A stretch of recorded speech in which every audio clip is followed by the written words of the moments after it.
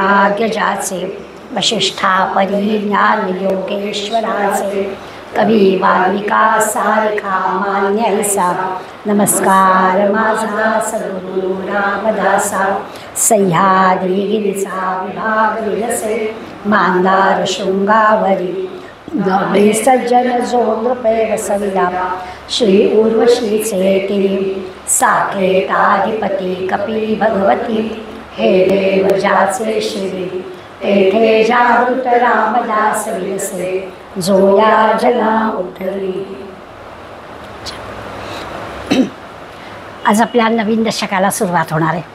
दशकाचं नावच आहे जगज्योती नाम. तर आपण आधी या दशकाची थोडीशी ओळख करून घेऊया आणि मग पहिल्या समासाकडे वळूया. या जगज्योती शब्दामध्ये समर्थानं आपल्याला असं सांगायचं आहे, साधारणपणे वेदांताच्या उपनिषदाच्या आधारावर आपला हा ग्रंथ आहे. म्हणजे एकीकडे समर्थानं आपण राष्ट्रीय संत म्हणतो आहे, त्यामुळे राष्ट्राचा आपल्या कर्तव्याचा विचार नक्कीच त्यांनी केला आहे, त्याच्यासाठी माणसं घडवले. पण त्याबरोबर आपला हा जो नरदेह मिळाला आहे, या नरदेहाचं खरं काय करायचं तर जन्ममृत्यूच्या चक्रातून ह्याला सोडायचं, यासाठी लागणारं जे आत्मज्ञान आहे त्या आत्मज्ञानाची तयारी करून घ्यायची. यासाठी म्हणून या वेदांताचा आधार समर्थांनी घेतला. नाहीतर मग असं सगळं जे काही दृश्य जग आहे त्या दृश्य जगातलं सांगून पुरलं असतं. परंतु त्याच्याबरोबर त्यांनी या आत्मज्ञानाची ओळख करून दिली. म्हणून वेदांतामधले काही सिद्धांत त्यांनी या दशकामध्ये आपल्याला शिकवायचं ठरवलं. त्यातला पहिला सिद्धांत असा आहे की ह्या सगळ्या दृश्य जगामध्ये म्हणजे या विश्वामध्ये एक अत्यंत शक्तिमान आणि अत्यंत ज्ञानसंपन्न अशी एक जाणीव भरून राहिलेली आहे. ज्ञानसंपन्न पण आहे आणि शक्तिसंपन्न पण आहे. अशा दोन्ही दृष्टीने ही जाणीव आहे. संबंध या विश्वामध्ये ही जाणीव आहे. म्हणजे नेमकं काय आहे तर त्याला त्यांनी जगज्योती असं म्हटलं आहे की या विश्वामध्ये एक ज्ञानसंपन्न आणि शक्तिसंपन्न अशी जाणीव आहे. आपण हळूहळू आपल्याला या शब्दांचे अर्थ कळतील. वेदांतामध्ये किंवा उपनिषदामध्ये याला हिरण्यगर्भ असं म्हटलं आहे. शब्द वेगळा आहे पण जगज्योती आणि हिरण्यगर्भाचा अर्थ सारखाच. तर वेदांतातला एक पहिला सिद्धांत त्यांनी या दशकामध्ये आपल्याला शिकवला आहे की या विश्वामध्ये एक जाणीव आहे. आपल्याला आठवत असेल की गणेशाचं जेव्हा आपण स्तवन सुरुवातीला पाहिलं त्याच्यामध्ये समर्थाने आपल्याला असं म्हटलं की गणेश म्हणजे एक शुद्ध जाणीव. तुम्हा आम्हाला होत असला जाणीव शब्द आपण मराठीत वापरतो, थोडासा तो मोठा करायचा आहे अर्थाच्या दृष्टीने म्हणजे आपल्याला ते कळेल. तर या विश्वामध्ये भरलेली जी ज्ञानसंपन्न आणि शक्तिसंपन्न जाणीव आहे ती जाणीव म्हणजे जगज्योती किंवा हिरण्यगर्भ. दुसरं त्यांनी असं म्हटलं की हा जसं पिंड ते ब्रह्मांडी आपण म्हणतो ना, पिंडी ते ब्रह्मांडी, तर पिंड म्हणजे आपला हा देह. या देहाला भले आपण वाढदिवस साजरे करत असतो परंतु एकेका दिवसांनी आपण विनाशाकडे जात असतो. हे सांगणं किंवा हे म्हणणं आपल्याला आवडत नाही. आपण वाढदिवस साजरे करतो आणि आपण वैभवाच्या शिखराकडे रोज थोडं थोडं जावं असं होतं. पण एक ठराविक वयानंतर शरीराची वाढ जशी थांबते तसं आपलं जाणं हे विनाशाकडे, हा देह संपवायचाच आहे, आपल्या हातात नाही हे जरी असलं तरी त्याची जी वाटचाल आहे ती विनाशाकडे आहे. हे पिंडाचं जसं आहे तसंच ह्या ब्रह्मांडाचं आहे. ब्रह्मांडाची सतत वाटचाल विनाशाकडे असते. हा दुसरा वेदांताचा सिद्धांत त्यांनी आपल्याला सांगितला. याचा दुसरा थोडक्यात अर्थ आहे की हे सगळं जे की ते भ्रमरूप आहे. आपण आत्ता आहोत, उद्याचं आपल्याला माहिती नाही, कल हो ना हो असं आपण म्हणतो. तर तसं हे विनाशाकडे जाणारी गोष्ट आहे. त्यामुळे हे सगळं भ्रमरूप आहे. हा दुसरा वेदांताचा सिद्धांत आपल्याला दशकात शिकायचा आहे. आणि तिसरा आता याचा अर्थ असा पण होतो की खरं फक्त काय शिल्लक आहे तर निश्चल असणारं जे परब्रह्म आहे तेच फक्त शिल्लक आहे. कारण ब्रह्माचा विचार करायचाच आहे सारखा सारखा. त्यामुळे जर का दृश्य जग हे सगळं नाशिवंत विनाशाकडे जाणारं आहे, पिंडाचं पण तसंच आहे, ब्रह्मांडाचं पण तसंच आहे, मग राहतं काय तर फक्त निश्चल परब्रह्म जे आहे तेच शिल्लक राहतं. असं आपल्याला एक अंतिम सत्य ज्याला म्हणतो तसं आहे. याचाही विचार म्हणजे वेदांताचा सिद्धांत म्हणून या दशकात आपल्याला करायचं आहे. आणि तिसरी वेदांतातल्या सिद्धांताची एक गोष्ट सांगायची आहे की आपण ज्याला पुण्य पुण्य म्हणतो ते जे आहे ते स्वरूप आहे. म्हणजे माया म्हणजे स्वरूपाचा विसर म्हणजे पाप आणि ब्रह्म म्हणजे स्वरूपाचं स्मरण म्हणजे पुण्य. ब्रह्म, स्वरूप, पुण्य, माया, विसर, पाप असे शब्द लक्षात ठेवले की आपल्याला नेमकं काय म्हणायचं आहे ते लक्षात येईल.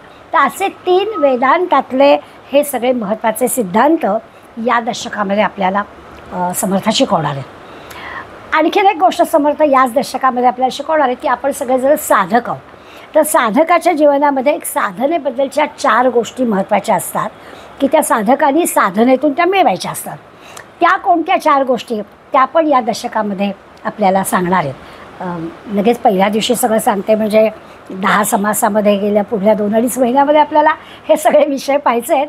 पण काय आहे हा दशक हे कळावं एवढ्यापुरत्याच गोष्टी लक्षात ठेवायच्या. त्यांचं असं म्हणणं आहे की साधकांनी हे लक्षात घ्यायचं की संत जे असतात या संतांनी देह ठेवला तरीसुद्धा त्यांचं एक सामर्थ्य असतं आणि त्यांचं सामर्थ्य देह ठेवल्यानंतरसुद्धा अनुभवायला येतं. प्रत्यक्ष देहाने ते नाही आहेत, ग्रंथांनी असतील, इतिहासामध्ये आपल्याला माहिती कळल्यामुळे असेल, परंपरेने आपल्याला आधीच्या पिढीकडून आपल्याकडे आलं असेल.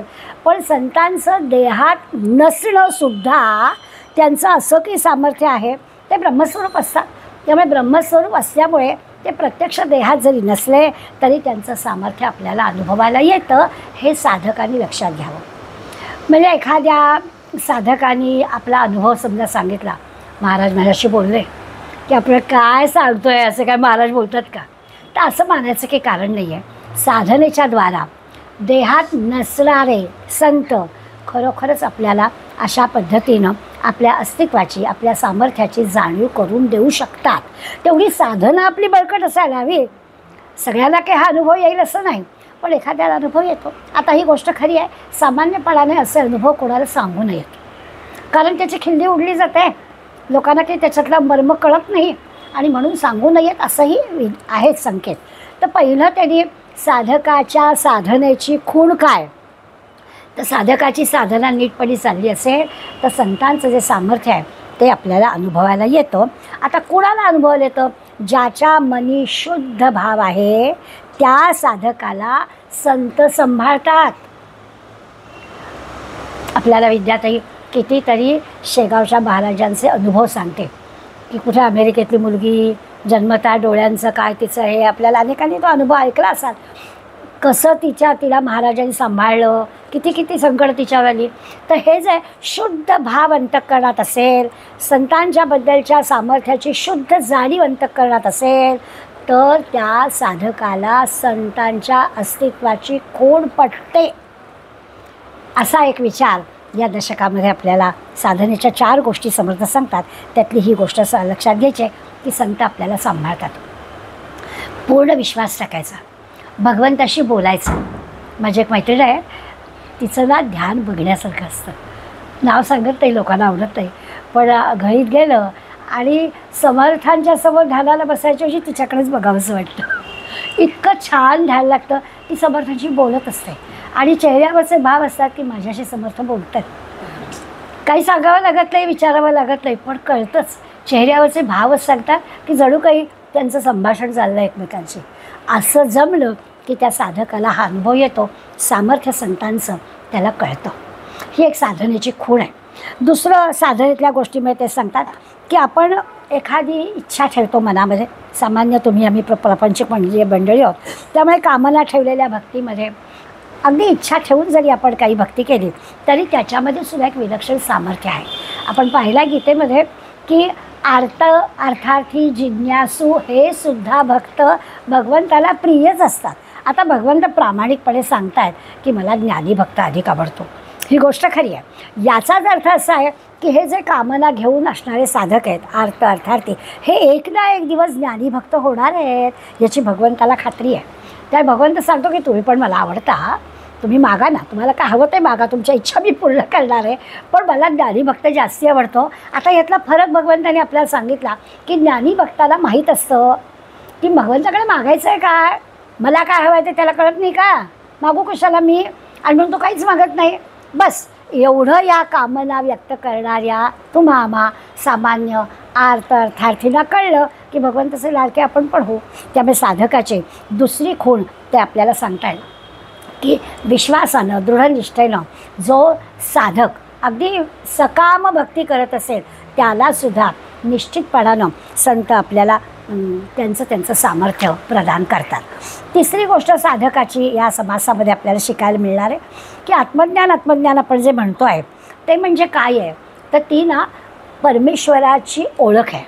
आत्मज्ञान होणं म्हणजे काय? कोणी विचारलं आपल्याला की संतांना आत्मज्ञान झालं म्हणजे काय झालं आहे? तुमच्या आमच्यासारखे देहधारी आहेत, तुमच्या आमच्यासारखेच त्यांना 2 डोळे 2 कान काय सगळे इंद्रिय आहेत, मग आत्मज्ञान झालं म्हणजे काय झालं आहे? तर त्यांना परमेश्वराची ओळख झाली, आपली स्वतःची पण ओळख झाली. मी कोण आहे, परमेश्वर कोण आहे, आणि पुढलं आहे मी म्हणजेच परमेश्वर आहे, असं जेव्हा त्याला लक्षात येईल म्हणजे मुख्य कर्ता कोण आणि माझ्यात आणि त्या कर्त्यामध्ये भेदच नाही आहे, याला आत्मज्ञान म्हणायचं. याची पुन्हा एकदा साधकाला तिसरी गोष्ट पण याच दशकामध्ये समर्थ सांगणार आहे. आणि मग याच्यासाठी सद्गुरूच्या संगतीत साधकाने राहावं. आता प्रत्यक्ष देहधारी सद्गुरू काही सगळ्यांना मिळतीलच असं नाही, त्यामुळे देहधारी नसले तरी त्यांचं क्षेत्र, त्यांचे ग्रंथ, त्यांचे जे अनुग्रहित मंडळी किंवा त्यांना मानणारी मंडळी त्यांच्यात राहणं हे सगळं संतांच्या सहवासात राहण्यासारखंच आहे. अशा पद्धतीने सत्संगात राहावं असं त्या साधकांना सांगतात. आणि हळूहळू रोकडा समर्थांचा शब्द आहे, रोकडा साक्षात्कार करून घ्यावा. रोकडा साक्षात्कार म्हणजे काय? यांना झाला आहे म्हणजे मी मानायचं का नाही, मला झाला पाहिजे असं रोकडा साक्षात्कार करून घ्या. अशी साधकाला 4 पायऱ्यांवर आपली प्रगती कशी होते ती पण या दशकात आपल्याला शिकायची. 3 वेदांतातले सिद्धांत आणि साधकाच्या 4 पायऱ्या एवढा सगळा अभ्यास येत्या 10 समासात आपण करणार आहोत. आजचा जो समास आहे त्याचं नाव आहे अंतःकरण एक. तुमचं आमचं सगळ्यांचं अंतःकरण एक आहे, अंतःकरण एक आहे. आता मोठी गडबड आहे असं आपल्याला अंतःकरण एक आहे म्हणजे माझ्या अंतःकरणात जे विचार आहेत तेच सगळ्यांच्या अंतःकरणात असले पाहिजेत असं तर आपल्याला दिसत नाही. मग नेमकं काय आहे? अंतःकरण एक म्हणजे काय? सगळ्यांना अंतःकरण आहे. आपण अंतःकरण चतुष्टय शब्द पाहिला आहे, अंतःकरण मन बुद्धी चित्त हे आपण पाहिलं आहे, त्यामुळे सगळ्याचे आपल्याला अर्थ कळतात. मग अंतःकरण एकचा अर्थ काय ते आपल्याला या काही ओव्यांमधून समर्थ सांगतील. सगळे जे जीव आहेत ना, फक्त नरदेहच नाही, फक्त माणसंच नाही, तर पशु पक्षी माणसं सगळ्यांबद्दलचा विचार आपण जर केला तर त्यांच्या सगळ्यांना त्यांना भूक लागते, त्यांना तहान लागते. आपल्याला जशी भूक तहान लागते तसं आपल्याला दिसतं पशुपक्ष्यांना पण लागते. सहज आपलं खुर्चीत बसावं तर चिमण्या तिथे पाणी झाडांना घालून झालं की पटकन येतात आणि त्या मातीतलं पाण्याचा अंश घेतात की, म्हणजे त्यांनाही तहान लागते, त्यांनाही भूक लागते, त्यांनाही झोप लागते, त्यांनाही घरटं लागतं, सगळ्या गोष्टी त्यांनाही लागतात. माणसाला जशा लागतात तसं यांना पण सगळं लागतं. आणि मग त्याला आपण असं म्हणतो की आहार शय्या भय मैथुनंच या 4ही गोष्टी सगळ्या जीवांना आहेत, फक्त आपल्या नरदेहालाच आहेत असं नाही, या सगळ्यांना ते आहेत. अगदी कामवासना पण ते भोगतात, त्यांच्या पिल्लांवर ते प्रेम करतात, त्यांच्या पिल्लांना ते शिकवतात. माणसांचं जसं असतं तसं या पशुपक्ष्यांचं सुद्धा आहे. त्यांना काही वेदना होतात, त्यांना काही आनंद होतो, त्यांची भाषा वेगळी असेल, तुमच्या आमच्या शब्दांसारखं ते व्यक्त करू शकत नसते, परंतु त्यांच्यामध्ये भांडणं होतात. किती वेळा कधी कधी दिसतं ना, एकदम एखाद्या कावळ्यावर सगळे कावळे हल्ले करतात की काहीतरी समजा काहीतरी झालं बाबा, म्हणजे ते पण एकमेकांच्यात भांडतात, ते पण एकमेकांच्यात सहकार्य करतात. असं सगळ्या गोष्टी आपल्याला या सगळ्या जीवसृष्टीमध्ये दिसून येतात, फक्त माणसांमध्येच असतं असं नाही. आपण जसं आपल्या जीवांवर किंवा आपल्या भोवतालच्या जगावर जसं प्रेम करतो, जसं आपलं आचरण असतं तसं या सगळ्या जीवांचं आपल्यामध्ये असतं. आता असं जर आहे तर जिवंत प्राण्यांच्या अंतर्यामी या सगळ्या गोष्टी आहेत याला जाणीव म्हणायचं. म्हणजे भूक लागणं, तहान लागणं ही जाणीव प्रत्येकाला आहे. त्या भुकेचा विषय वेगळा वेगळा असेल. गाईला चारा लागेल, माणसाला तसं नाही चालणार, पण माणसाचं जे खाद्य आहे ते आणखीन बाकीच्या पशुपक्ष्यांना नाही चालणार. त्यामुळे भूक ही जाणीव म्हणजे अंतःकरण एक असं जे आपण म्हणतो आहे ते अंतःकरण एक म्हणजे ही जी जाणीव आहे ही सगळ्यांच्यामध्ये आहे. आहार शय्या भय मैथुनंच ही जी जाणीव आहे ही सगळ्यांमध्ये आहे, हा विचार आपल्याला करायचा आहे. त्यामुळे अंतःकरण म्हणजे माझ्या अंतःकरणातल्या सूक्ष्म देहाबद्दलचा आपण विचार करतो. म्हणजे माझ्या मनात येणारे विचार तेच तुमच्या मनात असतील असं नाही, मला एखाद्याबद्दल प्रेम वाटलं सगळ्यांना त्यांच्याबद्दल प्रेम वाटेल असं नाही. त्यामुळे अंतःकरण एकचा अर्थ काय तर ही जी जाणीव आहे ही जाणीव सगळ्यांची एक असणं, याला म्हणायचं सर्वांचं अंतःकरण एकच आहे.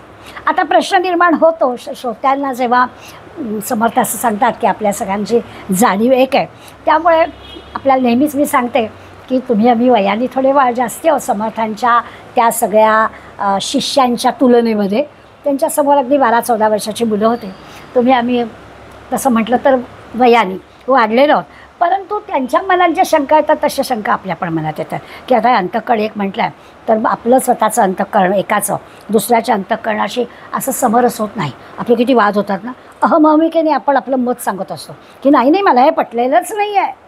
मग असणारं अंतःकरण एक, अंतःकरण एक असेल असा आपला एक समज असतो की अंतःकरण एक म्हणजे काय, मला जे वाटतं तेच तुम्हाला वाटलं पाहिजे, अशाला आपण अंतःकरण एक म्हणतो. मग जर का अंतःकरण एक असेल तर आपण एक दुसऱ्याशी असे समरस का होत नाही असा श्रोत्यांच्या मनात प्रश्न येतो की अंतःकरण एक आहे, जाणीव आपली एक आहे, तर मग असं एक दुसऱ्याशी आपण मिळतं जुळतं का किंवा एकाच मताशी आपण सहमत का होऊ शकत नाही. आपल्या 4थ्या ओवीमध्ये समर्थांनी सांगितलं, श्रोता म्हणे वक्त्यासी अंतःकरण एक समजतांसी तरी मिळे ना एकमेकासी. काय निमित्त, का बरं एकमेकांशी आपण जुळवून घेत नाही. जर अंतःकरण एक असेल तर आपण सगळ्यांनी एकमेकांशी जुळवून घेतलं पाहिजे. मग बंड का केली जातात, या पार्टीतून त्या पार्टीत का गेलं जातं, अशा सगळ्या गोष्टी का घडतात. जर अंतःकरण एक आहे तर असं व्हायला नको. किंवा दुसरं असं लगेच पुढल्या ओळीत सांगितलं आहे, एक जेविता अवघे झाले, मी जेवले की तुमची पोटं भरली पाहिजे. किंवा कोणी एकाने घेतलं की चला सगळे तृप्त असं व्हायला पाहिजे. एक जेविता अवघे झाले, एक निवता अवघे निवाले, एक मरता अवघे मेले. काही जातं की सगळ्यांचं जर एक आहे तर असं व्हायला पाहिजे.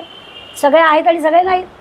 आता हे कसं आहे, एक शांत की सगळे शांत, एक शांत की दुसरा आणखीन तारस्वरात बोलतो. पण समर्थांच्या शिष्यांची तक्रार आहे किंवा प्रश्न आहे की असं का होतं. जर तुम्ही अंतःकरण एक म्हणताय तर सगळ्यांचं अंतःकरण समान असलं पाहिजे, सगळ्यांच्या मनामध्ये समान विचार असले पाहिजेत. एक सुखी झाला की सगळे सुखी झाले पाहिजेत, एक दुःखी असला तर सगळे खरे खरे दुःखी झाले पाहिजेत. आपण एकदा पाहतो आहे की एखादा दुःखी असला तर सगळेजणं शाब्दिक दुःखी होतात. अगदी जवळ जाऊन अगदी खरंच असं नको तर व्हायला वगैरे वगैरे, तुला काय लागेल ती मदत मी करीन वगैरे, काय जे काय आपल्याला बोलायचं असतं ते मला पण भांडू. पण प्रत्यक्षात तसं नसतं. त्याचं दुःखाची जी तीव्रता असते तशी तीव्रता अन्य कोणाला नसते. हे आपण व्यवहारात पाहतो. आणि त्यामुळे हे काय आहे हा प्रश्न पहिल्या जवळजवळ 11 ओव्यांपर्यंत या श्रोत्यांनी विचारलं आहे की तुम्ही अंतःकरण एक म्हणताय तर आम्हाला एक काही दिसत नाही, तर आम्हाला हे जरा नीट समजून सांगा. प्रत्येकाच्या भावना वेगळ्या, प्रत्येकाची मतं वेगळी, प्रत्येकाचे विचार वेगळे, असं का बरं. जर का वेदांताचे सिद्धांत आपण पाहिले आहेत आणि त्याच्यामध्ये जर सगळ्यांचं सगळं एक आहे, या सगळ्या जाणीवा सगळ्यांच्यासाठी एक आहेत, तर असं का. अंतःकरण एक असेल तर एकाच्या मनामध्ये काय चाललेलं आहे ते दुसऱ्याला कळायला हवं.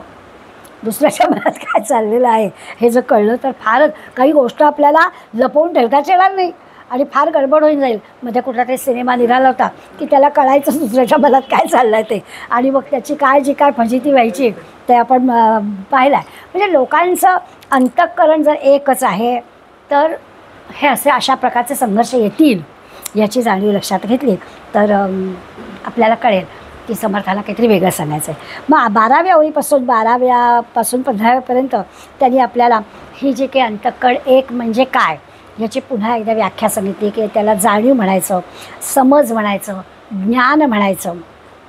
आता जाणीव म्हणजे काय, आहेपणाचं ज्ञान, वस्तूच्या अस्तित्वाचं ज्ञान, त्याला जाणीव म्हणायचं. आणि अंतःकरण म्हणजे ही जी जाणीव आहे, एकच जाणीव सर्वांच्या ठिकाणी असते. मग अशी मी म्हटलं तसं की आपण एकच याचा अर्थ लक्षात घेतला पाहिजे. तहान, भूक ही जी जाणीव आहे, झोप, ज्या आवश्यक गोष्टी आहेत ज्या सगळ्यांना लागतात त्याला जाणीव म्हणायचं. आपण शब्दाचा अर्थ नीट लक्षात घेतला की मग समर्थांना अंतःकरण एक म्हणजे काय म्हणायचं आहे ते आपल्याला कळेल. थोडासा होतं असं की अनुभव कमी जास्त, प्रमाण कमी जास्त असेल, परंतु जाणीव सगळ्यांना असते.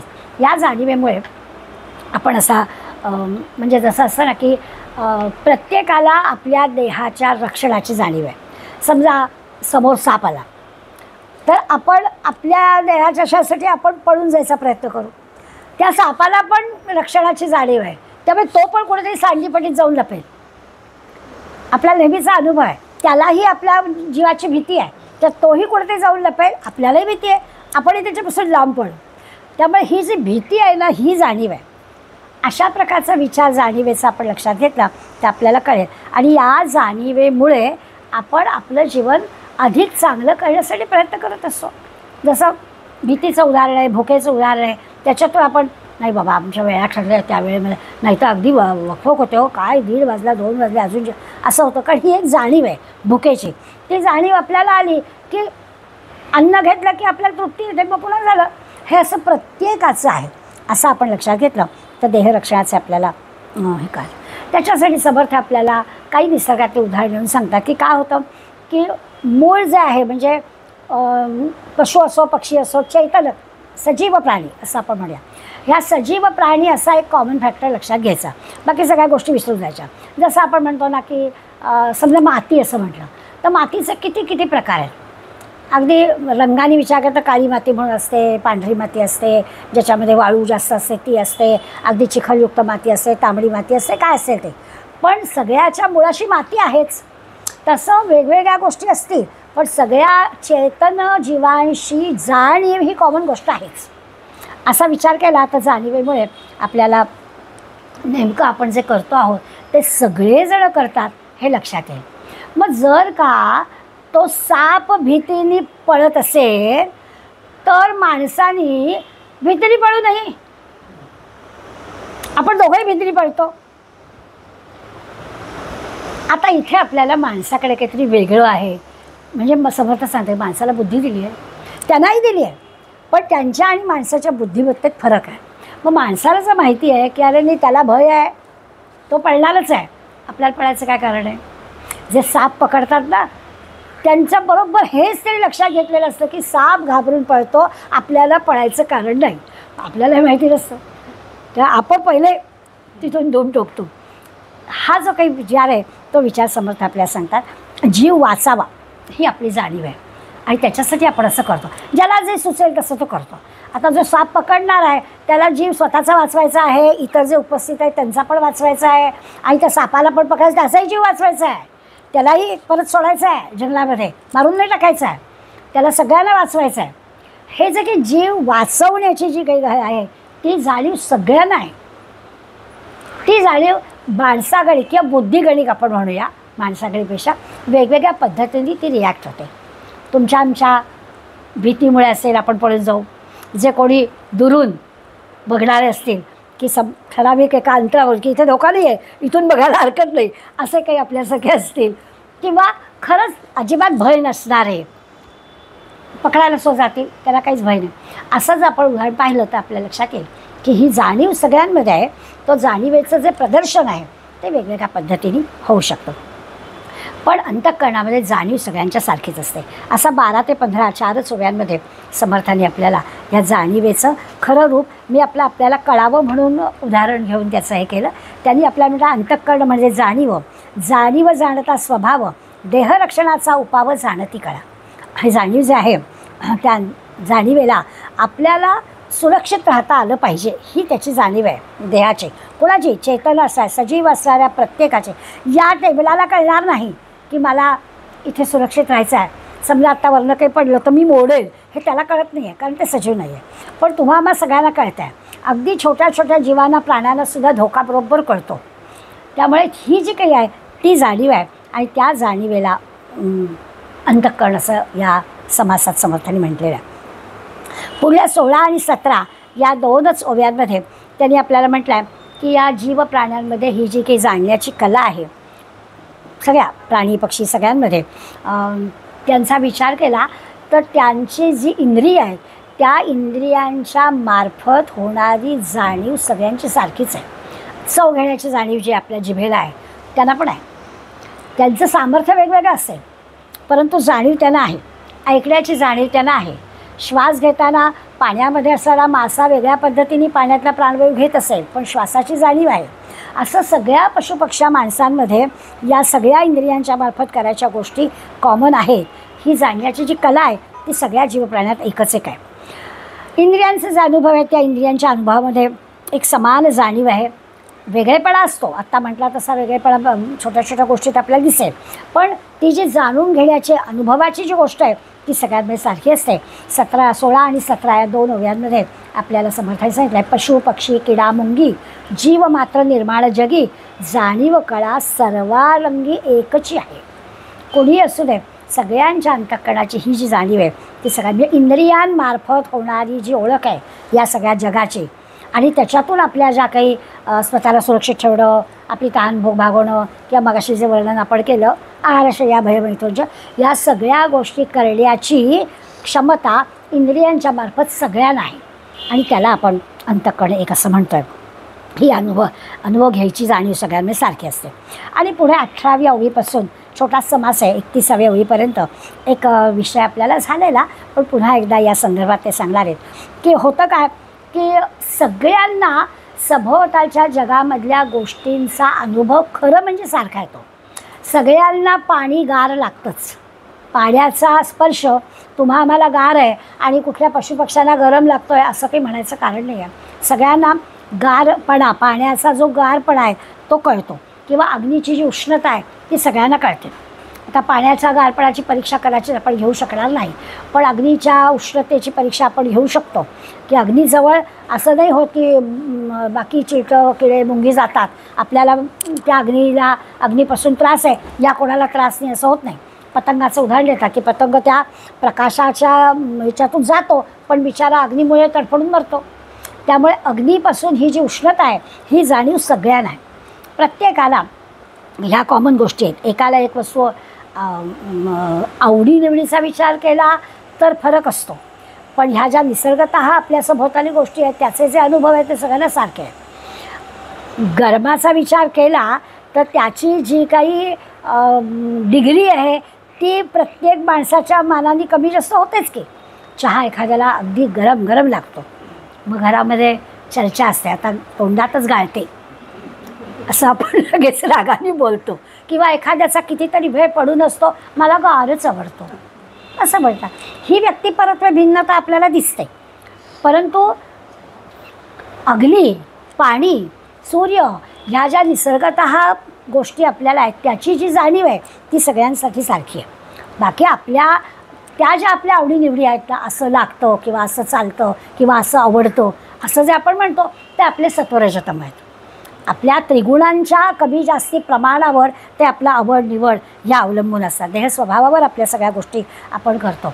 ते काही आपलं उष्णता म्हणजे गरम पदार्थ गरमच लागणार, थंड पदार्थ थंडच लागणार असं प्रत्येकाचं घडणार.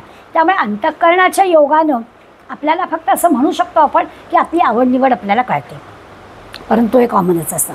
मग सर्व प्राण्यांचं अंतःकरण एक आहे ही गोष्ट आता श्रोत्यांना कळली की बरोबर आहे. तुम्ही म्हटला तसं आहे बाबा, ही सगळी जाणीव प्रत्येक पशुपक्षी प्राणी कोण जे असतील त्याला असेल.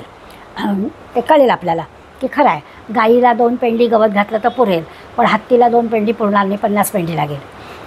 आता भूक ही जाणीव दोघांना आहे, पण गाईची भुकती किती आणि हत्तीची भुकती किती असा विचार केला तर प्रमाणामध्ये बदल होऊ शकेल, पण भूक ही जाणीव सगळ्यांची आहे. किंवा पोट भरल्याची जी जाणीव आहे ती पण दोघांना आहे. मग ती गाय पुरा तोंड पण घालणार नाही तिथे, पण हत्तीचं जर पोट भरलं नसेल तर हत्ती करणारच. अशा गोष्टी आपल्या म्हणजे ही जाणीव जी आहे सर्व बाबतीत. अगदी मनोरंजनाची जाणीव जरी विचारात घेतली ना तर कोणाला सिनेमा बघायला आवडेल, कोणाला नाटक बघायला आवडेल, कोणाला पुस्तकच वाचायला आवडेल, कोणाला बागेत फिरायला आवडेल, कोणाला चित्र काढायला आवडेल. प्रत्येकाची मनोरंजन ही जाणीव एकच, पण ती मनोरंजनाची जाणीव व्यक्त करण्यासाठी किंवा तो आनंद घेण्यासाठी जे माध्यम आहे ते वेगवेगळं असेल. एखादीला संगीतामध्ये वाटेल की आज माझा छान वेळ आहे ना, मी आता तंबोरा घेऊन बसणार आहे 2 तास, आता कोणी मला डिस्टर्ब करणार नाही, तो आनंद आहे. मनोरंजन कोणी कशा माध्यमातून करावं ही प्रत्येकाची आवड वेगळी, पण मनोरंजन ही जाणीव जी आहे ती सगळ्यांना आहे. प्रत्येकाला काहीतरी असं करावंसं वाटणं ही गोष्ट अगदी स्वाभाविक आहे. हे आपण श्रोत्यांनी समर्थांनी सांगितलेलं आहे की उगाच शंका काढत बसू नका. हे मी जे सांगतो आहे तर्क काढणं, शंका काढणं याच्यापेक्षा समजून घ्या असं समर्थांनी सांगून टाकलं की सगळ्यांमध्ये जसं असं ना की नेहमी एक विजेचं उदाहरण देतात. वीज ही अशी गोष्ट आहे की तुम्हाला जे पाहिजे ते माध्यम विजेचं, पण सगळं मिळतं. गरम पदार्थ हवा आहे, येस मायक्रोवेव्हमध्ये टाका. थंड हवा आहे, फ्रीजमध्ये टाका. उकळायला हवं आहे, काय जे तुम्ही म्हणाल ते. वीज ही गोष्ट अशी आहे की तुम्हाला जे जसं हवं आहे AC पण आहे, हीटर लावला की गरम पण आहे, सगळ्या गोष्टी तुम्हाला मिळते. तसं म्हणाले हे आहे की ही जी जाणीव आहे, ह्या जाणीवेतून तुमच्या स्वभावाप्रमाणे, तुमच्या आवडीप्रमाणे तुम्हाला जे काही हवं आहे ते मिळेल. पण जाणीव एक आहे हे मात्र मान्य करा. त्याच्या शंका किंवा उगीच तर्क काढू नका, हे समजून घ्या असं त्यांनी सांगितलं. की जाणीवेच्याच प्रेरणेनं प्राणी चारा खातात, जाणीवेच्याच प्रेरणेनं प्राणी घाबरतात, जाणीवेच्याच प्रेरणेनं प्राणी लपून बसतात, जाणीवेच्याच प्रेरणेनं प्राणी पळून जातात. हे सगळं जे काही घडतं ते सगळं जाणीवेमुळे घडतं. ही जी शुद्ध जाणीव आपल्याला आहे तिला आपण ओळखायचं आहे. आणि ही सगळ्यांना अगदी किडा मुंगीपासून ते अगदी ब्रह्मादिकापर्यंत सगळ्यांना ही जाणीव आहे हे आपल्याला मान्य करायला पाहिजे. आणि याच्यासाठी त्यांनी अंतःकरण एकच असं म्हटलं. अंतःकरण म्हणजे जाणीव एक असा त्याचा अर्थ. आवडीनिवडीतलं बदल जो आहे तो वेगळा. देह आपले वेगवेगळे आहेत, आपली जन्माला आल्यापासूनची जी भोवतालची परिस्थिती आहे ती वेगळी आहे. आणि त्यामुळे आवडीनिवडी वेगळ्या असणं हा अगदी स्वाभाविक आहे. पण अंतःकरण शुद्ध ठेवणं, अंतःकरणाला म्हणजे त्या जाणीवेला योग्य पद्धतीनं आपल्या आवडीप्रमाणे करून घेणं हे माणूस करत असतो.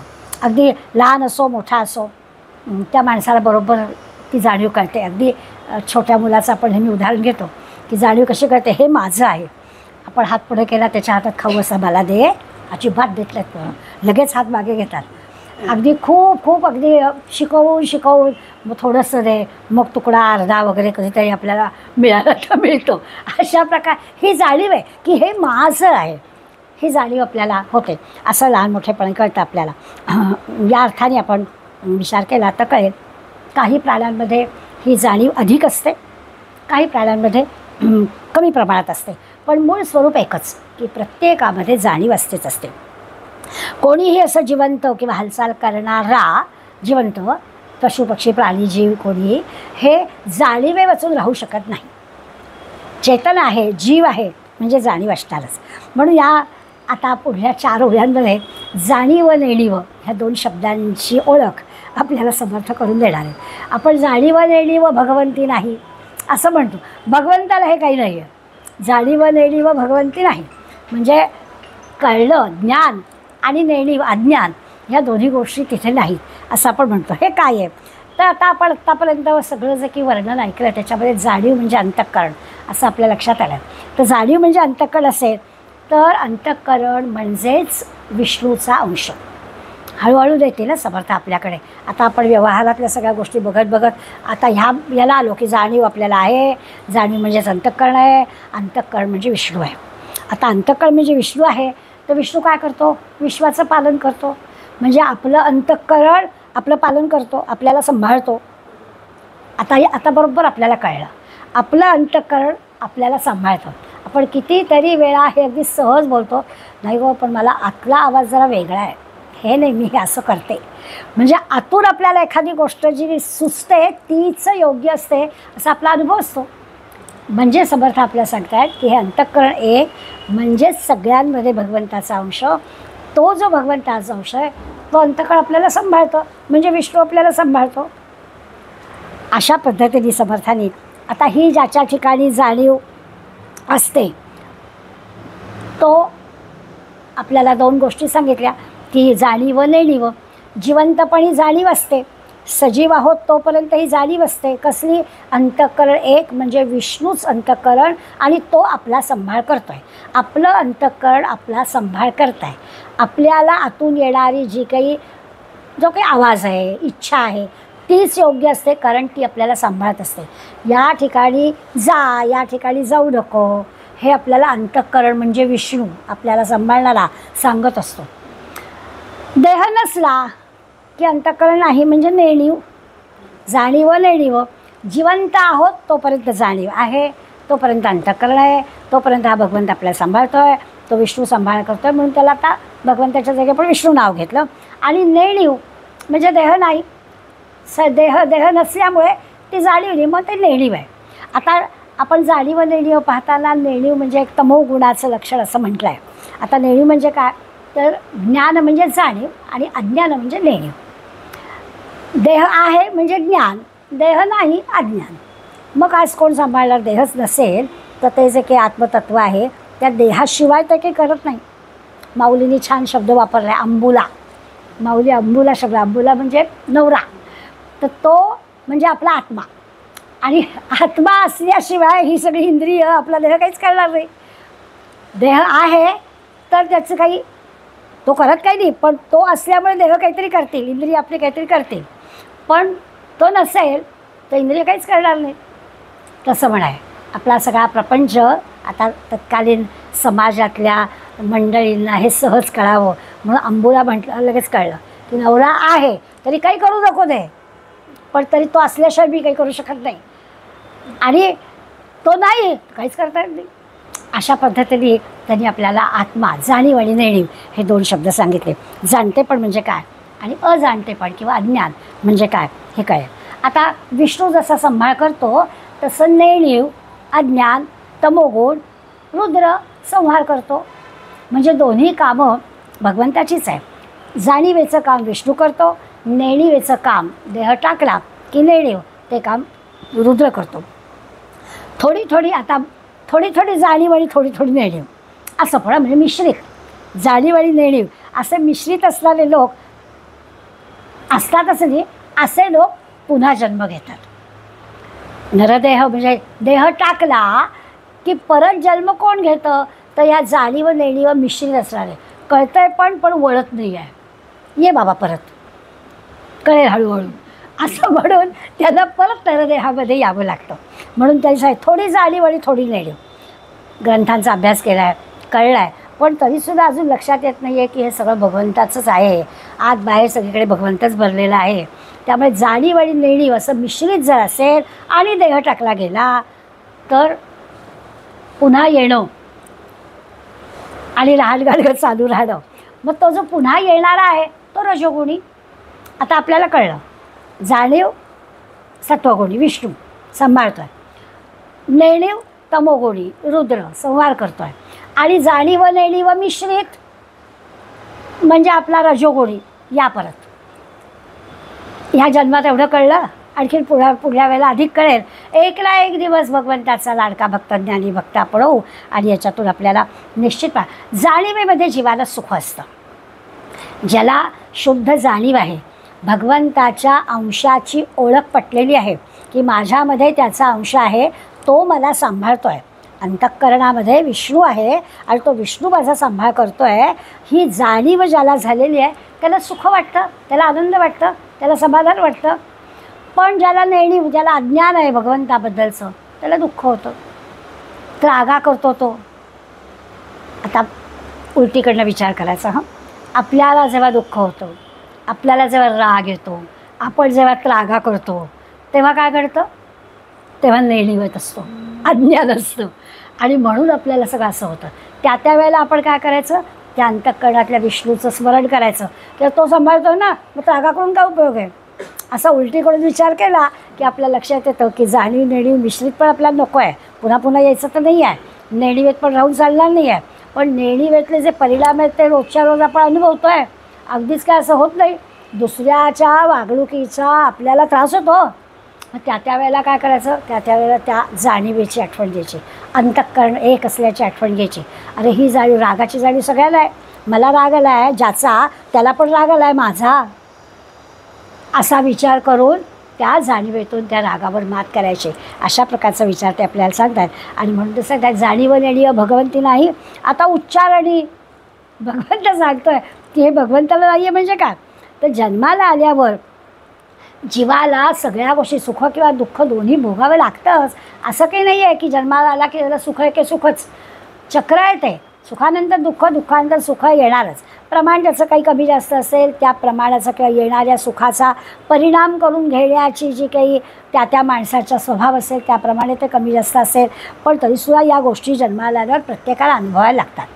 जन्माला आला आणि तो सुखीच राहिला आहे असं नाही हो, त्याला चढ उतारे असतातच. आणि त्यामुळे या रजोगुणाच्या पोटी असणारी ही जाणीव नेणीव आहे, म्हणजे मिश्रण आहे, ती मिश्रण असणारी जी बुद्धी आहे ती या देहामधल्या या ज्याला आपण ब्रह्मदेवाचा अंश म्हणतो. आपण विष्णू पाहिला, रुद्र पाहिला, तो ब्रह्मदेव पण पाहिला पाहिजे ना. तर हा जो अंश आहे देहामधला तो ब्रह्मदेवाचा अंश आहे. बुद्धी हा ब्रह्मदेवाचा अंश. हे बुद्धीने करायचं आहे.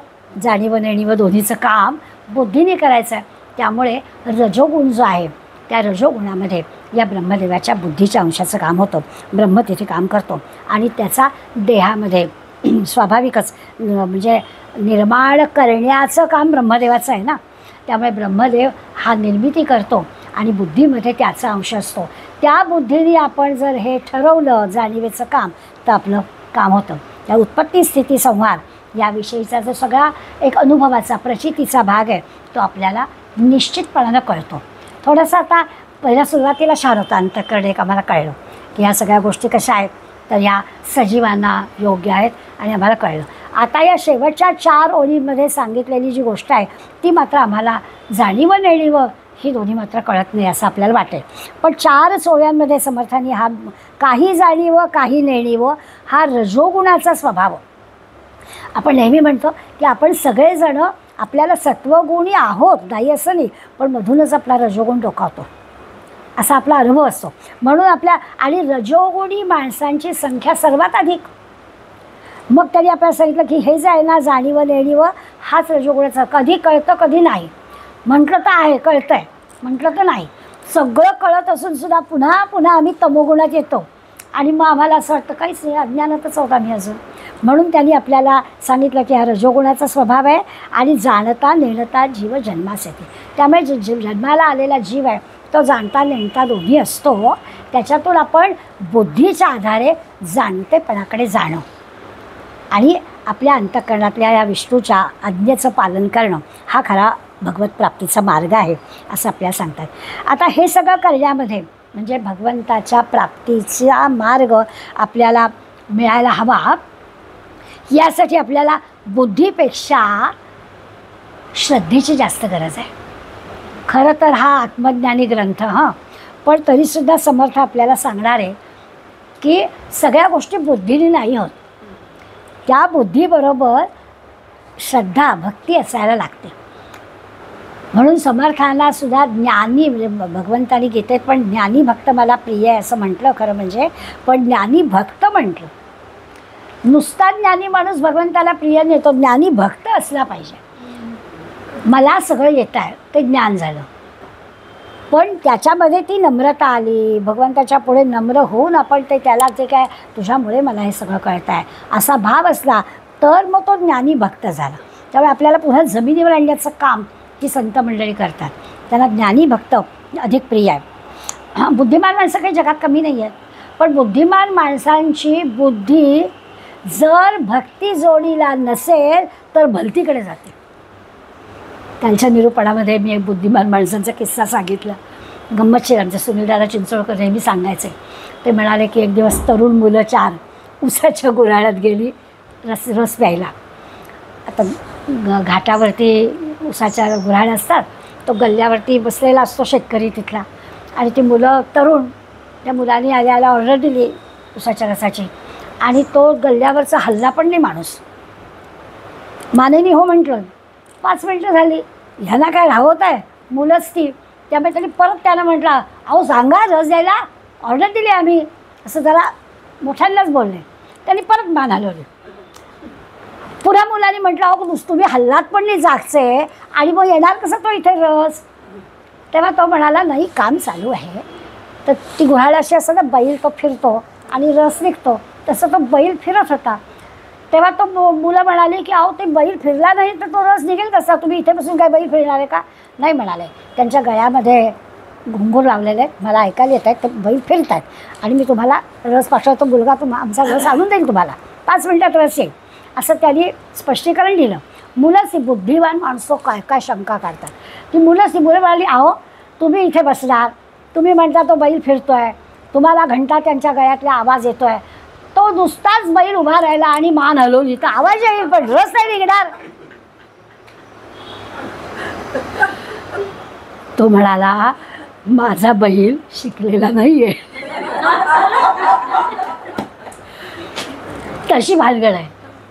जेवढा माणूस बुद्धिवान तेवढ्या शंका कुशंकाचा नुसता हा अकारण विश्वास हवा, निष्ठा हवी, श्रद्धा हवी, तर मग हे काम होईल. खूप पंडित शास्त्रज्ञ विद्वान मंडळी असतात ना, त्यांच्या बरं त्यांना काय ह्या सगळ्या ज्या जाणीवांचा मगाशी आपण विचार केला, भय चिंता वगैरे वगैरेचा, ह्या काही नसतात का? असतात की. उलट त्यांच्याकडे तो खूपच जातं ना, याच्यातला भाग नाही. पण तरी ह्या अशा शंका काढत राहायचं आणि त्या ज्ञानाला जर भक्तीची जोड मिळाली ना तर काम झालंच. मग चिंताच करायचं कारण नाही. श्रद्धावान माणसांचं उलटं होतं. श्रद्धावान माणसं थोडीशी ज्ञानाच्या बाबतीत पण त्यांच्या मनात अशा शंका कुशंका येत नाहीत. तरी म्हटलं आहे ना, तो म्हणाला आहे ना आणतो, आणेल. आपल्यासारखी माणसं म्हणतील की ठीक आहे 5 मिनिटं थांबू ना, असं काय मोठा अगदी वेळ आहे. तर आपण नाही अशा आपल्या मनात पण अशी शंका येणार नाही की तो बैलाचा नुसताच उभा राहील, असं कशाला मनात येईल आपल्या. पण श्रद्धावान माणसं थोडी अशी असतात. ज्ञानी माणसांचं काही खरं नाही. ही श्रद्धेची श्रीमंती ज्यांना मिळते ना, तो माणूस ज्ञानी होतो. भगवंत संत आपल्याला सांगतात की त्या काळजी करण्याचं कारण नाही. ज्याच्या अंतःकरणात श्रद्धा भरलेली आहे त्याला काही 5-50 पुस्तकं वाचायची पण आवश्यकता नाही. तो ज्ञानी होतो अशी खात्री. ज्ञानी भक्त होईल याची खात्री नाही, पण भक्त ज्ञानी होईल अशा प्रकारची खात्री मात्र आहे. असं जर आपल्याला जमलं, त्यामुळे विद्वान नसलो तरी काही काळजी करण्याचं कारण नाही. आपण स्वस्थ चित्त असतो भक्तीच्यामुळे, तर असं स्वस्थ चित्त राहावं. खरंच आहे, कधी कधी असं वाटतं की संतांच्या मांदियाळीतली जी न शिकलेली मंडळी आहेत, काय विद्वान पंडित नाही आहेत, पण किती स्वस्थ चित्त आहे. काय त्या जनाबाईला खात्री होती की नाही, काय आई काळजी करण्याचं आहे. मला किती सहज मी दळण दळते करून बसलाच आहे समोर, माझ्या खात्रीच होती तिची, कुठलेच कष्ट तिला होत नव्हते. अशा पद्धतीने श्रद्धावान माणसाला एक निर्भयता प्राप्त होतेच. आणि मग त्यामुळे तो स्वस्थ चित्त असतो, तो प्रसन्न असतो, असं आपल्या लक्षात येतं. आता असं होतं की या श्रद्धावान माणसाला ही एवढी सगळी जी काही प्रसन्नता आणि असा विश्वास जो असतो ना, याचं कारण असतं की त्याला हवे नको पणच नसतं. अमुक एक मला हवं आहे, हे असंच असायला पाहिजे, हे मला नको आहे, असं काही त्याच्याजवळ भावच नसतं. हे हवे नको पण असतं तोपर्यंत गडबड असते. मला असंच लागतं की गडबड आली. आपण एकच रात्र जाणार आहोत ना शिवथरगाळी, असं तसं राहूया असं मनाशी ठरवलं की तिथे असणारी अव्यवस्था पण व्यवस्थाच होते. पण आंघोळीला गरम पाणी असेल ना, आणि झोपण्याची काय व्यवस्था आहे. आले पंचायत. एक रात्र समर्थांच्या चरणी जायचं आहे. जी काही तिथे असेल, भले अव्यवस्था असेल, तीसुद्धा आपली समर्थ चरणी जातोय ना, आनंद असं स्वस्थ चित्ताने आपण त्याच्याकडे पाहिलं की मग आपल्याला त्या आनंदामध्ये सामावून घेता येतं. अरे वा, छान झाली आहे ट्रीप. किती प्रश्न तुम्हाला आश्चर्य वाटेल की बांधलेला तर किती मनचं सांगतात, स्लीपर घालून चालतील का हो. काय प्रश्न आहे. नाही चालणार म्हटलं, मातीचा स्पर्श होऊ दे जरा पायाला. तर काय करावं हा काय प्रश्न आहे. नाही तो काय सवय झाली ना, मी वेगळ्या आणीन घरात घालायच्या. म्हटलं नका आण, घरीच राहा मला म्हटलं. असं काय करावं आता या अशा शंका कुशंका किंवा असं इतक्या ज्या सवयी आपल्याला असतात की एक रात्रसुद्धा आपण अशा तीर्थक्षेत्राच्या ठिकाणी जे काही असेल गोष्ट, जे खायला मिळेल, जे प्यायला मिळेल, जिथे राहायला झोपायला मिळेल, ते सगळं आपण सहन करू. असला असा धो पाऊस पडला तर काय ती सोलर सिस्टीम करणार आहे. मग नर्मदे हरच करायची वेळ येईल, करायचं. एका दिवसाने काय मोठा अगदी फरक पडणार आहे, पण तयारी नसते. त्यामुळे विद्वान आणि भक्ती, ज्ञान आणि भक्ती यातला फरक आपल्याला व्यवहारात सारखा कळतोच. पण खरं हवं नको पण संपलं तर आपल्याला समोर येणाऱ्या सगळ्या प्रसंगांना अगदी सहज, म्हणजे मला तोंड देणं हा पण काही क्रियापद बरोबर वाटते, आनंदाने आपण ते स्वीकारायला तयार होतो. आपण तोंड देतो असं नको आहे म्हणायला, खरोखरच आपल्याला त्याच्या अरे वा छान असं दे ना असं आपण म्हणू शकतो. असा निभावून नेलं जे म्हणतात ना तसं होतं. छान मोकळं आनंदाचं जीवन जगतो श्रद्धावंत माणूस. अशी भगवंतावर जर श्रद्धा ठेवतो किंवा भगवंताच्या स्मरणामध्ये, म्हणजे भक्ताला भगवंताचं स्मरण असतं यात काही विशेष नाही आहे. पण आपल्या लक्षात असं येतं की भगवंताला भक्ताचं स्मरण असतं. तो भगवंतच आपली वाट बघत असतो की अजून कसं आलेली, दरवर्षी येणारी मंडळी अजून का नाही आले, असं भगवंत पण आपली वाट बघत असतो. अशा प्रकारचा विचार केला की एक निश्चिंतपणा, निर्भयपणा, निश्चिंतपणा आपल्याला येतो. हा रोकडा अनुभव आपण मगाशी पाहिलं की आपल्याला काय घ्यायचं आहे, तर रोकडा अनुभव काय घ्यायचा आहे तर हा घ्यायचा आहे की मला जशी ओढ आहे, भक्ताला जशी भगवंताची ओढ आहे तसं भगवंताला पण भक्ताची ओढ असते. हा रोकडा अनुभव घ्यायचा. फक्त गोंदवलेकर महाराजांबद्दल आपण म्हणतो महाराज जायला निघाले आणि रामाच्या डोळ्यातून पाणी आलं हो. आता काय ज्ञानी माणूस काढेल काय हो, काहीतरी सांगतात दगडाची मूर्ती, असं कसं पाणी येईल? भक्ताच्या मनात नाही येणार, भक्ताचं माहिती आहे. मग जे विद्वान भक्त असतात ना, ते ह्या विद्वानांचं तोंड बंद करायला अर्थ लावतात. अहो ही लोकगंगा आहे ना, ही लोकगंगा अश्रू ढाळत होती महाराज जायचे म्हणून. त्या लोकांमध्ये रामच आहे ना, म्हणून तो गोंदवल्याचा राम डोळ्यातनं अश्रू काढत होता. प्रत्यक्ष त्या दगडाच्या मूर्तीतून अश्रू आले की नाही हा विचार नाही आहे. महाराजांचं सभोवतालच्या सगळ्या त्या ग्रामीण भागातल्या लोकांवर एवढं प्रेम होतं आणि त्या ग्रामीण भागातले सगळे लोक महाराजांना एवढं प्रेम करत होते की महाराज आपल्या गावातून जाणार याचं दुःख त्या गावातल्या लोकांना होत होतं. म्हणून त्या रामाच्या डोळ्यातून अश्रू आहेत. हा राम म्हणजे काय, ही सगळी गावातले लोक. जसं आपण म्हणतो तुकारामांची गाथा इंद्रायणीमध्ये बुडली. आता कागद असते, बुडली तर कशी काय वर आली, हा ज्ञानी माणसाचा प्रश्न. गाथा बुडली वर कशी आली, भक्ताला नाही प्रश्न येत. भक्ताचं उत्तर ठरलं आहे. अहो या लोकगंगेवर सगळी गाथा मुखोद्गत होती, पुन्हा नेऊन काढली. अशा पद्धतीने गाथा तरली. प्रत्यक्ष कागदवरती आले की नाही हा विषय नाहीच आहे. कागद कशाला वरती येतील, पाण्यात बुडल्यावर बुडणारच आहे, नाहीच येणार कागदवरती, हे कुणालाही कळेल. मग तरली म्हणजे काय, लोकगंगेवर तरली. इतके लोक सभोवताली होते आणि तुकाराम महाराज बोलायचे, सहज बोलायचे, तेच अभंगात बोलायचे. लोकांची गाथा पाठ होती, लोकांनी ती गाथा सगळे लिहून काढली, असा त्याचा भाव होतो. असा जर विचार केला तर भक्ताचं जीवन निर्भय असतं, निश्चिंत असतं. भक्तासाठी भगवंत वाट बघत असतो, याचा एक रोकडा अनुभव सगळ्या साधकांनी घ्यावा असं आपल्याला अंतःकरण ही पण एक जाणीव आहे. हां, भक्ताची जाणीव आहे, त्या जाणीव घ्यावं.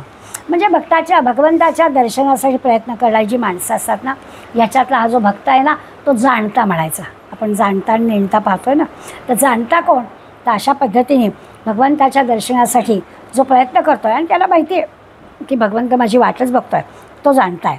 आणि त्याच्या मनामध्ये काहीच म्हणजे जाणता नेणता ज्ञान अज्ञान भक्ती ज्ञान असं काही नाही. त्याच्यात भगवंत आणि भक्त हे अद्वैतच त्याच्या मनात आहे. अशा पद्धतीने आता हे कशामुळे घडतं, मग पुन्हा या सगळ्याचं अगदी शॉर्टकट ज्याला म्हणतो ना, ते समर्थाने आणलं आहे नामस्मरणाने. बाकी काही करायलाच नको, नामस्मरण या सगळ्या गोष्टी होतील, सगळ्यांना मोक्ष मिळतो. या जाणता नेणताचं मनाच्या श्लोकामध्ये असं वर्णन केलं आहे. नव्हे जाणता नेणता देवराणा, नये वर्णिता वेदशास्त्रा पुराणा. जो विषय आपला चालला आहे त्याच्यात आहे, सांगितला आहे वेदांतातले सिद्धांत, पण ते वर्णन करतात की जाणता नेणता देव हा वेदांना पण वर्णन करता आलेला नाही आहे. नव्हे दृश्य अदृश्य साक्षी तयाचा, श्रुती नेणती अंत त्याचा. ते सांगतात आपल्याला ज्ञान अज्ञान जाणतं नेणतं परमेश्वर जाणताही नाही आणि नेणताही नाही. तो दृश्य पण नाही, तो अदृश्य पण नाही. वेद शास्त्र पुराणं याचं वर्णन म्हणजे भगवंताचं वर्णन करू शकत नाही, योग्य वर्णन करू शकत नाही. आपल्याला प्रयत्नाने ते दाखवतात की असं असेल असं असेल, पण प्रत्यक्ष भगवंताचं वर्णन वेदशास्त्र पुराणांना श्रुतींना करता येत नाही. नेती असं नाही असं वर्णन करतात. मुलं कोडी घालतात ना, मग त्या कोड्याचं उत्तर येण्यासाठी आपल्याला सांगावं लागतं नाही हे नाही असं आपण म्हणतो. तसं श्रुती सांगते भगवंताचं वर्णन करता येत नाही. ज्याला हे सगळं कळतं त्याला फार तर फार आपण ज्ञानी म्हणू. ज्याला कळतं तो ज्ञानी, ज्याला कळत नाही तो अज्ञानी, असे शब्द आपण वापरू. पण बाकी आपल्याला असं वर्णन याचं करता येत नाही. आता नेहमी असं म्हटलं जातं की अज्ञानी जो आहे त्या अज्ञानीला ज्ञानी बनवता येतं. की ज्याला बिचाराला कळत नाही आहे त्याला ज्ञानी बनवता येईल. ज्ञानी आहे त्याचा प्रश्नच नाही, अज्ञानीला ज्ञानी बनवता येईल. पण जो असा आहे की मला कळत नाही आहे हेच त्याला कळत नाही आहे, त्याला काय कळवायचं, त्याला कसं शहाणं करायचं. ज्याला कळत नाही त्याला शहाणं करणं सोपं आहे, पण आपल्याला कळत नाही आहे हेच ज्याला कळत नाही त्याला नाही त्याला समर्थाने पामर शब्द वापरला आहे. आपण जरा बिचारा म्हणतो ना, तर समर्थ पामर म्हणतात. तर तो पामर आहे, त्याच्यामध्ये सुधारणा होणार नाही. नाही तर भक्ताचा ज्ञानी होईल. ज्ञानीचा भक्त व्हायला त्रासच आहे आणि त्याचं कारण हे आहे, कारण तो मानायलाच तयार नसतो म्हणून त्याला पामर म्हणतात. मग त्याचं वर्णन कसं, जसं आत्ता म्हटलं की वेदशास्त्र पुराण वर्णन करत नाहीत. नेहमी एक उदाहरण देतात, आपल्याला पटकन कळतं. मुका माणूस आहे आणि मुक्या माणसाने म्हणे गूळ खाल्ला. आता तो वर्णन कसं करेल, तो फार तो वस्तू दाखवेल मी काय खाल्लं असं कोणीही सांगेल, पण गोड लागताय हे तो कसं सांगणार. तशी म्हणे जाणता नेणताची स्थिती असते. कळतंय पण सांगता येत नाही. मुका कसं वर्णन करणार गुळाच्या गोडीचं. तसं समर्थ म्हणतात की मी तुमच्या सगळ्या शंका कुशंकाचं हे केलं. अंतकड एक म्हणजे जाणीव म्हणजे काय सांगितलं, पण जाणीव नेणीव किंवा जाणता आणि नेणता नेमकं काय हे मला गुळाची गोडी जसं वर्णन करता येत नाही, तसं तुम्हाला हे तुमचं तुम्ही समजून घ्यायची गोष्ट आहे. ज्ञान म्हणजे काय, अज्ञान म्हणजे काय, जे माहिती आहे ते खरं म्हणजे सांगता आलं पाहिजे. आता पुन्हा आला तरकट माणसाचा प्रश्न आला की आपण लगेच त्याच्यावर काढू की जे कळतं आहे ना मग ते सांगता आलं पाहिजे. तुला कळलं आहे ना, तुला गणित सोडवता आलं ना, उत्तर बरोबर काढलंस, कसं केलंस, सोडवलं आहेस आणि उत्तर बरोबर तुला सांगता आलं पाहिजे.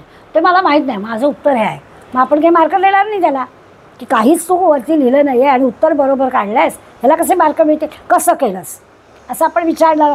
तसं श्रोत्यांचं लगेच असतं की कळलं आहे ना मग सांगता आलं पाहिजे. सांगता येत नाही असं कसं म्हणतात, जे माहिती आहे ते सांगता यायलाच पाहिजे. सांगता आलं नाही तर माहिती नाही, त्यामुळे सांगता आलंच पाहिजे. काही गोष्टी असं असतं ना की सांगता येत नाही म्हणजे माहिती नाही असं आपण गृहीतच धरलेलं असतं. पण समर्थ आपल्याला सांगतात की असं नाही आहे, कळतं आहे पण शब्दबद्ध करता येत नाही अशा गोष्टी असू शकतात आणि ते आपल्याला करावं लागतं. तसं आत्ता मी सांगते ना, आत्ता तू हे कर, आपण त्या स्पष्टीकरणामध्ये शिरत नाही. मुलांना जेव्हा आपल्याला काही सांगायचं असतं, खोलात शिरू नकोस, मी आत्ता सांगते ते कर, मोठा झालास की सगळं तुला कळणार आहे, असे आपली वाक्य असतात. आता चुकीची आहेत का, नाही आहे, त्या वेळेला ती गोष्ट तुला कळणार आहे, अनुभवाने कळणार आहे, पण आत्ता माझ्या अनुभवाचा उपयोग कर आणि ही गोष्ट तू कर असं आपण सांगतो. तसं समर्थ धीटपणाने सांगतायत की निर्भय व्हायचं असेल, निश्चिंत व्हायचं असेल, जाणीव म्हणजे काय कळायला हवं असेल, ज्ञानी भक्त व्हायला हवं असेल, तर आता असं करा, या चर्चेत तर्कटात शिरू नका, मी सांगतो ते ऐका. ते आपल्याला एक कल्पना करायला सांगतात की एखादा प्रचंड असा निर्मनुष्य ओसाड असा किल्ला आहे, ओसाड किल्ला आहे, कोणी नाही आहे तिथे, निर्मनुष्य आहे. आणि त्या निर्मनुष्य किल्ल्यामध्ये एखादा धीट माणूस, किल्ला निर्मनुष्य आहे, जंगल आहे, कुणी तिथे नाही आहे, आणि अशा त्या जंगलामधल्या किल्ल्यात एक धीट माणूस गाढ झोपलेला आहे. सगळी सिच्युएशन लक्षात घ्या, निर्मनुष्य, जंगल, पडका किल्ला, धीट माणूस आणि तो गाढ झोपलेला आहे. आता याचं वर्णन आपल्याला करायचं आहे. याचं वर्णन आपण कसं करणार, तर तो झोपलेला आहे असं आपण पाहिलं, तो झोपलेला आहे याचा अर्थ तो जागा नाही म्हणजे जाणता नाही. जागा नाही आहे म्हणजे तो जाणता नाही, तो झोपला आहे, चांगला गाढ झोपला आहे. आता तो जिवंत आहे, झोपला आहे बरोबर, गाढ झोपला आहे बरोबर, पण तो जिवंत आहे. जिवंत आहे म्हणजे नेणता नाही. नीट लक्षात घेतलं तर आपल्याला कळेल, झोपलेला आहे, गाढ झोपलेला आहे, त्याला काही कळत नाही आहे, त्यामुळे तो जाणत नाही आहे. बरं, जिवंत आहे म्हणजे नेणता पण नाही आहे, त्याला कोणीच पाहत नाही आहे, निर्मनुष्य कोणीच त्याला पाहत नाही, त्यामुळे तो दृश्य नाही. कोणी सांगणारा पाहिजे ना की असं असं पाहिलं आहे, कोणीच नाही पाहणार, ते दृश्य नाही. बरं, तो आहे म्हणजे अदृश्य पण नाही. जिवंत आहे, गाढ झोपलेला असतं ते जिवंत आहे, ते अदृश्य पण म्हणता येत नाही. जाणीव नाही, नेणीव नाही, दृश्य नाही, अदृश्य नाही. बरं, झोपलेलं आहे म्हणजे कोणी साक्षी पण नाही, कोणी बघणारा पण नाही ना तिथे, निर्मनुष्य असल्यामुळे. आता असं जर आहे, हे परमतत्व आहे, जाणतं नाही, नेणतं नाही असं लक्षात घ्यायचं. त्याचं जसं वर्णन आपण करू तसं म्हणे या परमेश्वराचं आहे, त्याचा रोकडा साक्षात्कार प्रत्येकाने घ्यायचा. आपल्या शरीरामध्ये किती किती क्रिया चालतात, रक्ताभिसरण चालतं, आपलं अन्नपचन चाललेलं असतं, कुठल्या आपल्याला दिसतात कुठल्या गोष्टी चाललेलं असतं सगळं. बुद्धिपुरस्सर काही आपण प्रयत्न विचार करत नाही. हां, त्याचे जे परिणाम असतात ते आपल्याला कळतं की नीट झालं नाही आहे, परिणामाने कळेल, पण त्याच्यासाठी आपण काहीच करत नाही. तसं आहे, ते चालू असतं, ते आपल्याला जाणवत नाही. तसाच हा प्रकार आहे असं समजा. याच्यासाठी मन, बुद्धी, चित्त, अहंकार हे जे अंतःकरण चतुष्टय आहे, त्या अंतःकरण चतुष्टयाची परत एकदा आठवण या ठिकाणी आपल्याला. अंतःकरण म्हणजे जाणीव ना, त्यामुळे या अंतःकरण चतुष्ट जे आहे त्याची जाणीव करायला सांगताय. हे आपलं झालेलं आहे, त्याचा आपला नुसता धावता आढावा घेऊया. आपण पाहिलं आहे की मन आणि बुद्धी स्थूल आहे आणि चित्त आणि अहंकार सूक्ष्म आहेत. मन बुद्धी ही स्थूल आहेत आपल्याला कळतात, पण चित्त आणि अहंकार ही सूक्ष्म आहेत. आणि मनाचं अधिष्ठान चित्त असतं. आपलं जे चंचल मन आहे त्याच्या मुळाशी चित्त असतं आणि बुद्धीचं जे अधिष्ठान असतं ते अहंकार असतं. तो बिचारा सामान्य माणूस असतो ना, त्याला ठीक आहे, भक्त असेल त्याला अहंकार नसतो, पण नाहीतर बुद्धिवान जो आहे त्याला अहंकार येतो, कारण त्याचं तो अहंकाराशी असतो. या सगळ्यांचा जर विचार केला तर आपल्याला या सगळ्यांना निर्मळ करायचं आहे, या सगळ्यांना आपल्याला छान ठेवायचं आहे. म्हणजे मग आपण सत्कार्याकडे, चांगल्या कामाकडे, चांगल्या कर्माकडे वळतो, संतांच्या सहवासाकडे वळतो. अंतःकरण चतुष्टयातल्या या चारही गोष्टींनी आपल्याला ह्या ठिकाणी असं वळता येतं. आपण पाहिलं आहे आपली जी 5 इंद्रिय आणि 5 इंद्रियांचे विषय, ते काय आता परत घ्यायची आवश्यकता नाही. या सगळ्याद्वारा आपल्याला ही जाणीव असते, सगळी आपली इंद्रिय आणि त्या सगळ्या इंद्रियांचे जे विषय, आणि मग ही जी ज्ञानेंद्रिय कर्मेंद्रिय आहेत त्यांचं जे नियंत्रण आहे ते आपलं अंतःकरण करतं, ज्याला आपण आज जाणीव असं म्हटलं. ह्या अंतःकरण चतुष्टयाची एकदा का ते अंतःकरण चतुष्टय आपण एका अर्थाने जिंकलं की मग आपल्याला ह्या परमार्थाची अनुभूती, रोकडा जो काही अनुभव आहे, रोकडा साक्षात्कार जो आहे तो आपल्याला होईल. असं हे अंतःकरण एक म्हणजे जाणीव, असा हाचा विषय. थोडासा क्लिष्ट आहे, दिसायला लहानसा समास आहे, पण तरी देखील ही जाणीव नेणीव. पण आपण एवढं लक्षात घेऊ शकतो की शुद्ध जाणीव, अंतःकरण म्हणजे काय, तर आपल्याला होणारी शुद्ध जाणीव. आणि तुमच्या आमच्या व्यवहारामधला रोजचा जो काही आपला अनुभव आहे की आपल्या अंतःकरणामध्ये निर्मळच निर्णय येतो. आपलं अंतःकरण आपल्याला योग्य तोच सल्ला देतो आणि तो सल्ला आपण ऐकत नाही बऱ्याचदा, म्हणून आपली गडबड होते, कारण अंतःकरण निर्मळच आहे. अशा प्रकारचा खरा त्याचा जो सारांश आपण म्हणतो तो हा असा आहे, आपल्या सगळ्यांचं अंतःकरण निर्मळ आहे. आपल्याला रोकडा साक्षात्कार आल्याखेरीज राहत नाही, फक्त त्या अंतःकरणाचं आपण ऐकलं पाहिजे. असा विचार याच्या समासात आहे. समास वाचा म्हणजे आपल्याला अधिक त्याचा आनंद मिळेल.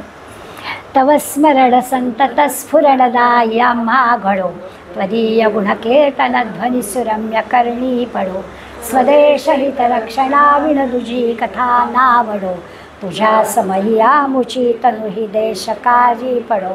जय जय रघुवीर समर्थ.